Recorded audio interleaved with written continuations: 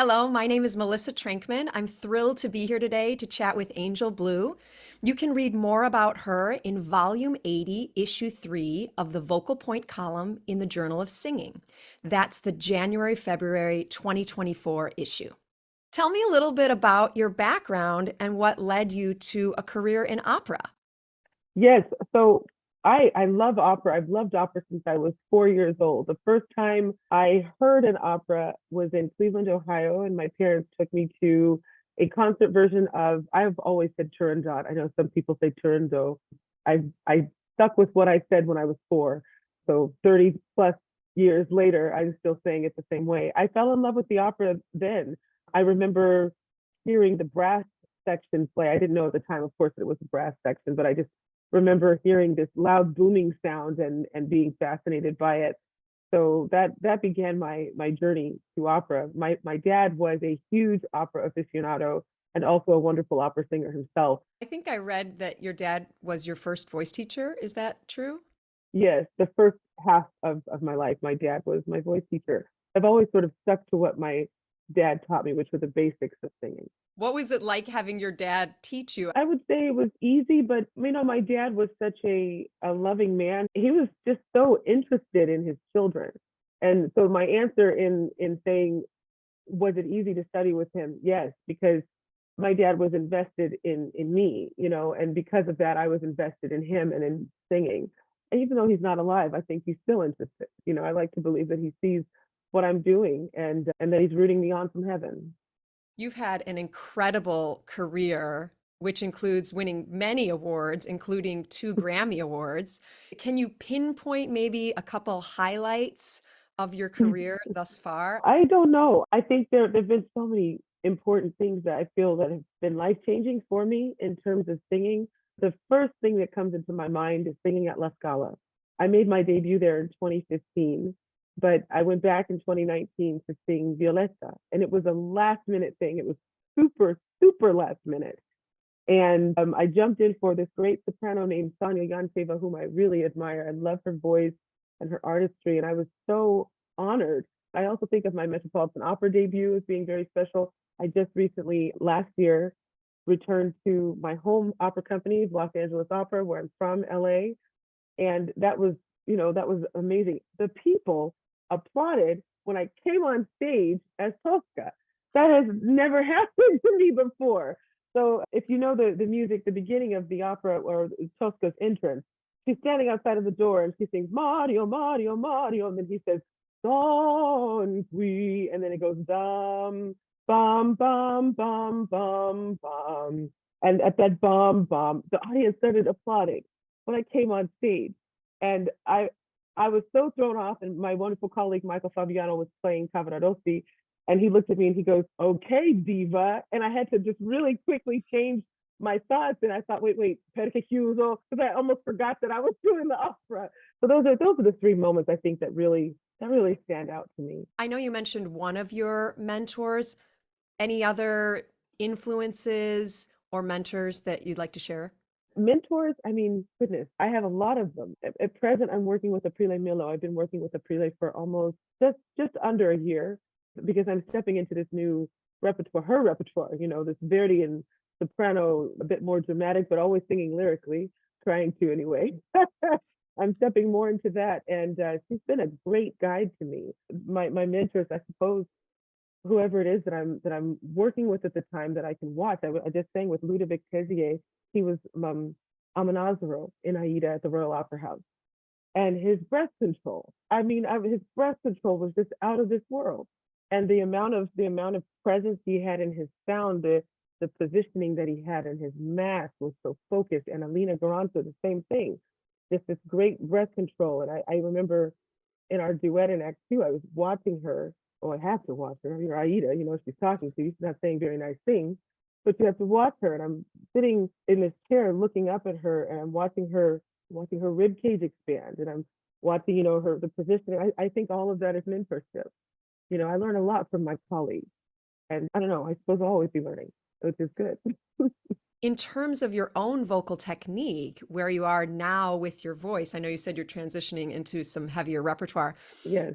What would be the things that you are thinking about on stage while you're singing from a technical standpoint? On stage, I'm thinking most of the time, I'm just thinking to make sure that I'm lined up. And lining up for me, it has a lot to do with my breath. My breath is everything for me. So I'm constantly thinking of trying to make sure that my motor, my breath, is working. And but I go like this, but it's not the breath is never tight, of course, you know. It's just always it's always strong, but in its strength, it's loose, if that makes sense. I'm constantly thinking about just making sure that my voice, if this is my breath, that my voice is just like this. Mm. You know, I don't know how to better explain that. I've never been someone who can come at you with a lot of, you know, great terminology with things. I do what works for me, and by God's grace, it's worked out all right. I'd say so, yeah. Do you see any point in the future where you might be interested in teaching voice? I know you've given lots of master classes, but Yes, do you have any interest in teaching voice, or is that not for you? that's like my dream job, to be honest with you. Oh, My dream job would be to be hired at a university somewhere. I don't know that I would be a voice teacher. The amount of, I think, knowledge and understanding, wisdom, wisdom. It's really wisdom. To be a good voice teacher requires wisdom. And sometimes as singers, you know, we're so vulnerable in that we do desperately need someone to guide us and to help us. Hopefully, you know, if I were, I would want to study pedagogy. If I were, I do want to have that job at some point. I think that would be amazing, that career at some point. But I would definitely want to go back and take some of the classes that I had to in my undergrad. I called when the pandemic happened. I worked with a lot of singers over Zoom, and it was wonderful. But I called my lessons, I called them sessions, because what we mainly worked on was interpretation and understanding the character, understanding the language. you're such a wonderful actress. Did you study acting specifically, or is it something you feel is just naturally comes naturally to you? I feel that it definitely comes naturally to me. I'm very emotional. I'm sure at some point in this interview I'll get teary eyed or something will happen in my throat. I'm very aware of what's happening around me just on a day to day basis. Mm. So then when I'm on stage, I think it's just heightened, you know, pretending to be someone else and wanting to uphold the integrity of the character that I'm playing, whatever that may be. I have a really good acting coach in Los Angeles who I still speak with, and whenever I'm in rehearsal, I always talk to him about just whatever it is that we're doing and just ideas on how to make the character really come to life as best I can. Of course, with keeping with hopefully singing well. So I really appreciate that question. I do love acting. It's Yeah. fun. It seems like you marry the acting and the technique really well. And do you Thank feel you. like they kind of reinforce each other? Yeah, I think you can't have one without the other. They go together. Do you have any pre-performance routines or suggestions of how people might handle nerves, pre-performance energy, whatever you want to call it? I have a really strong faith in God, and my dad was a pastor, so I grew up in church, you know, and I still church is still very much important to me, and my faith has always been, it's just always been my rock. It's been everything to me. I was really nervous when I made my debut as Aida. I was so nervous before I went on stage that this is going to sound funny, but I kept going to the bathroom. Excuse me, I know it's a little too much information maybe, but I kept going to the restroom, and I didn't have to go. I just kept. I was nervous. I kept thinking, well, you know, you have to go on, then you have to sing the aria, and what if you have to go to the bathroom doing the aria? And it was just this nervous energy. And I thought probably that by the sixth or seventh time that I went in there, I thought, you don't have to use the restroom. You're nervous. And I'll be real with you. I got down on my knees and I prayed.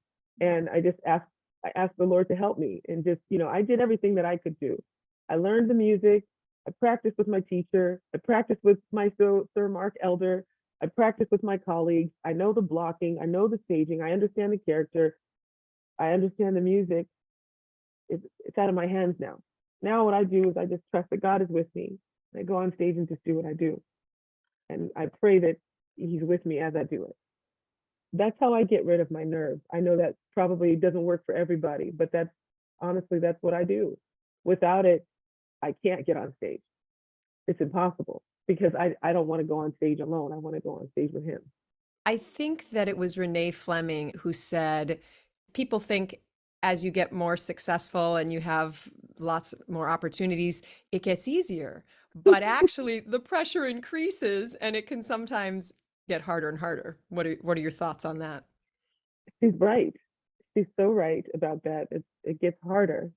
It gets easier in terms of I think of what you're singing, but the pressure is real. The pressure is real. What do you wish you could tell your younger self as you were studying and preparing for this career? I wish I could tell my younger self that if me being the age I am now, if I could go back to the young artist program at Los Angeles Opera, I would tell myself, Angel, you are doing a good job. You're doing well. This is all very good.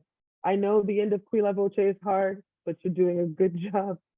I know it's really hard for you to pronounce the in German, but you're doing a good job. And all of those things that I went through, the hardships that I went through being in the young artist programs. I did 3 programs.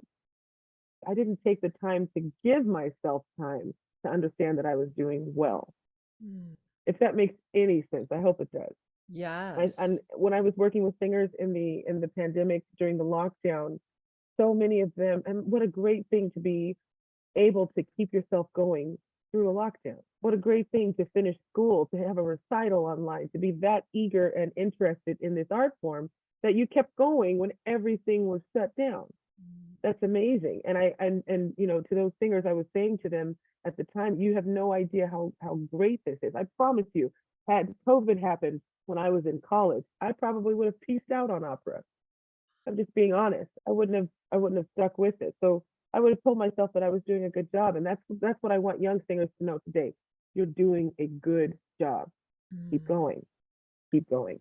I love that. I think especially in classical music and opera, it's just there's so much. The art form is so meticulous, and it does Mm-hmm. feel that the coaches and the teachers and the directors, they're all giving you this critique, and it's hard Yes. to not lose that sense of I'm doing a good job. So that's very Right. inspiring. Yes. How have you handled disappointment in your career? For example, maybe not getting a role that you really wanted or something like that? Yes. Oh, there's a lot of disappointments. I mean, there's disappointments are just they're everywhere. There was a role recently that I really wanted. I really wanted. And I learned the big scene that the soprano has. And I knew the director and I was friendly with the people in the company and everything. You know, I tried to build rapport with people as best I can. And they just said that they went with someone who had a lighter voice. And and I said, okay, I understand. And I was totally disappointed. But because I didn't get that, I was offered something else at the last minute, and it was a role that I equally love, and I've done it before, and so I was able to do that instead.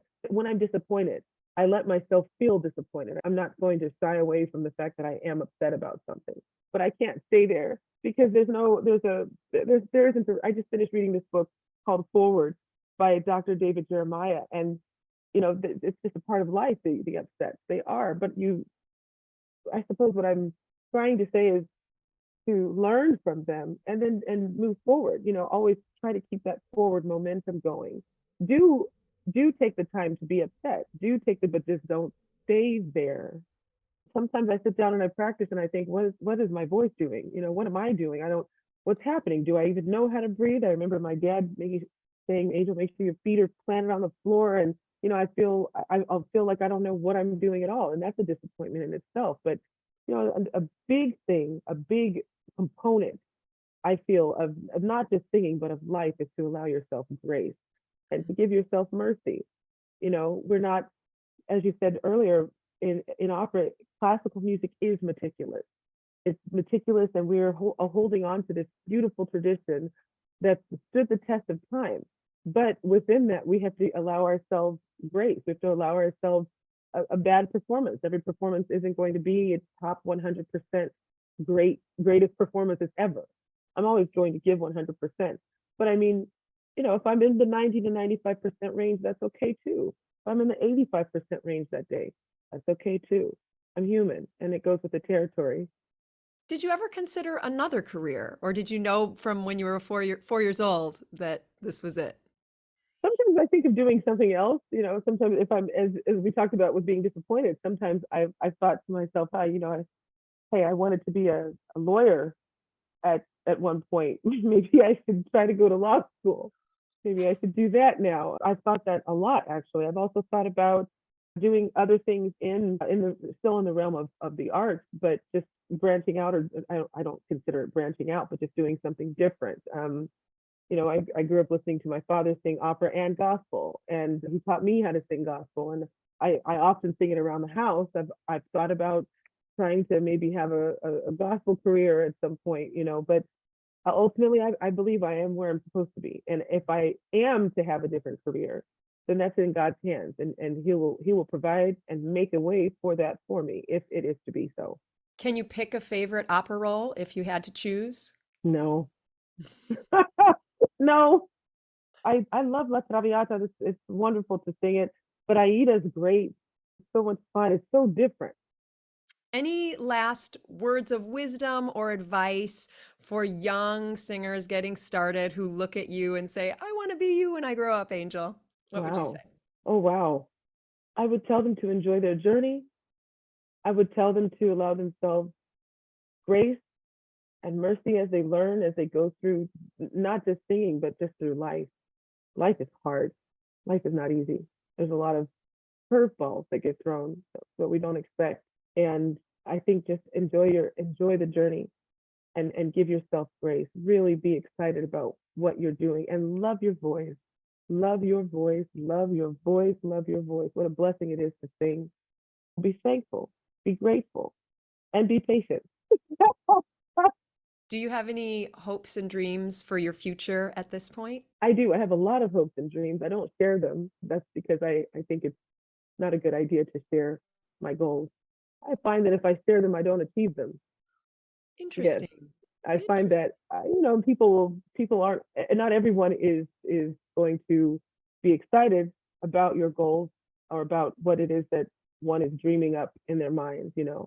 But I can share with you my hope, my dream, and my goal for the future of opera is that we continue to love and cherish this great art form, and that we lift each other up, and that we don't tear each other down.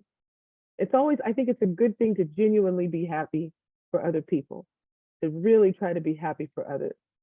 And so I'm hoping that I can keep the spirit of joy, the spirit of joy in my singing. And when I'm around people, I hope to bring that to opera, and I hope that we all bring that to opera in some way. That's what I hope. That's so beautiful and inspiring. Thank Thank you you. so much for sharing yourself so openly and generously with me and with our future viewers and readers. I really appreciate your time. Thank you so much, Melissa.